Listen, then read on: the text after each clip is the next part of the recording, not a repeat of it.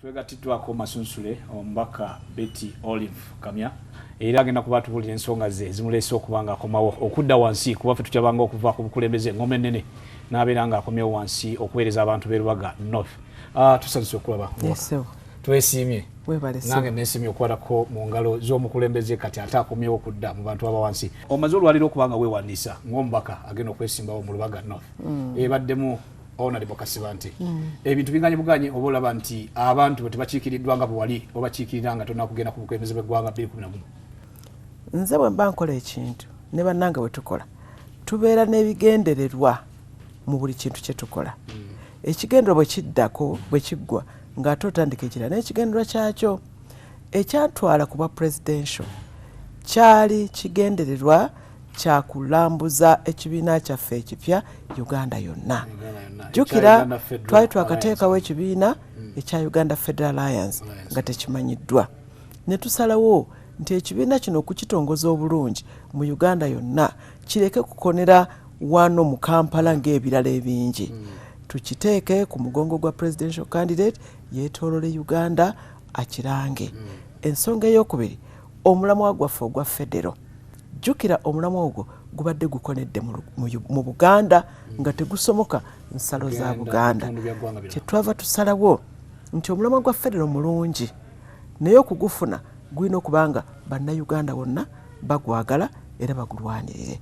Kakati kwegamba nti kangende kuba presidential candidate kimpe enkizo n'omukisa okwetolola Uganda nga nsomesa federo. Kati ensonga eyo nagikola districts zonna 112 nazituukamu federo n'enjambula ekyambalo kya Buganda n'enjambaza ekyambazo kya Uganda. Era wenjogerera bantu bangi abeesimbye ku bwa member wa parliament ku mulamwa gwa federo. Abavudde Elango, Ekkaramojja, Etteeso, Ekigezi, Mwankole, Ebusoga bonna nga beesimbyewo ku mulamwa gwa federo kubanga bagitegeera ate bajagala. Kati ekinkomyawo ku bwa parliament nga kiri kiwedde kakati olutalo lwa federo kati ate nyina dutwala mu parliament. Tuweetoniyizza ate kudda mu kifo kyewali oweererezebwa kakati obukulembeze obw'eggwanga okudda ate kifo kyekimu ekyo. Seetoniyiza kubanga ndi ku mulamwa kati omulamwa guno gwagala tekugutwala mu parliament. Tugulwanirire nga tuli mu parliament kubanga amateeka ga Uganda gakolerwa mu parliament si mu state house. Kati nze ndi ku mulamwa.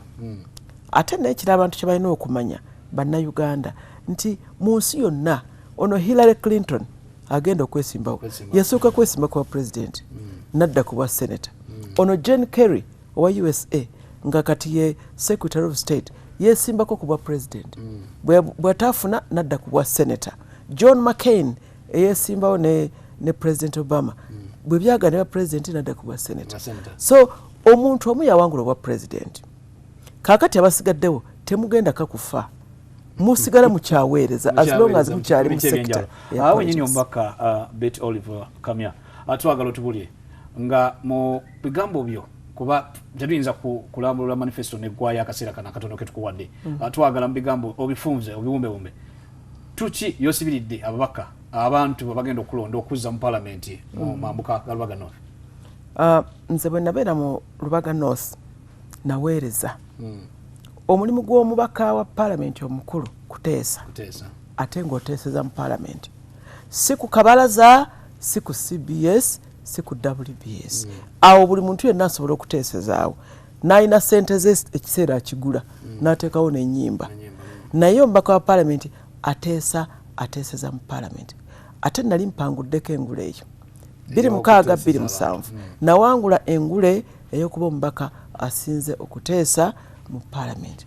Lwekyo ensonga z'okuteeseza abantu ezo ngirinako n'ebbaluwa n'engule ate n'ebyokutaasa abantu mu mbeera eyo bwavu mu kusaka gwe mulimu omulala gwa member wa parliament ate tewali yannenkanye mu kusaka nteesa nyinako n'engule ne mu kusaka nyina omukululo.